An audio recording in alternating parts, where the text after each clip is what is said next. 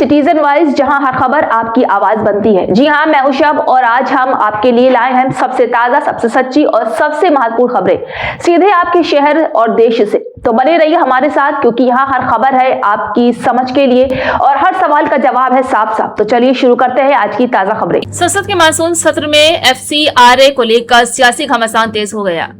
विदेशी फंडिंग और NGO से जुड़े नियमों में बदलाव करने वाले इस बिल को लेकर सरकार और विपक्ष आमने सामने है।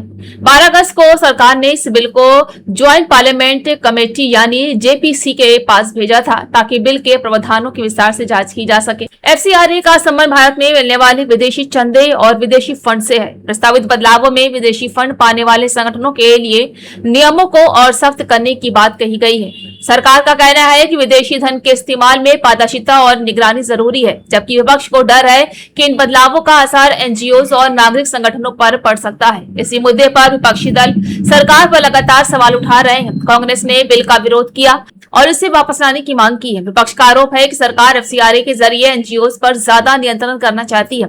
कांग्रेस महासचिव KC वेणुगोपालम ने बिल को लेकर सरकार पर निशाना साधा है और विरोध की बात कही है। राहुल गांधी और विपक्षी नेताओं की ओर से भी संसद ने सरकार की नीतियों पर लगातार सवाल उठाए जा रहे हैं। दूसरी तरफ गृह मंत्री अमित शाह सरकार के पक्ष को सामने रखने की तैयारी में है। संसद में FCRA बिल के साथ साथ दूसरे मुद्दों को लेकर भी सत्ता पक्ष और विपक्ष के बीच टकराव देखने को मिल रहा है। बहुजन समाज पार्टी के प्रमुख मायावती भी समय समय पर संसद और सरकार की नीतियों को लेकर अपनी राय रखती रही है। सबसे बड़ा सवाल यह है कि JPC इस बिल में क्या बदलाव दिखाती है। सीमित बिल के अलग अलग प्रावधानों पर विचार करेगी और अपनी रिपोर्ट देगी। इसके बाद संसद में बिल पर आगे की कार्रवाई होगी। फिलहाल FCRA बिल ने संसद में सरकार और विपक्ष के बीच इस राजनीतिक बहस को और तेज कर दिया है।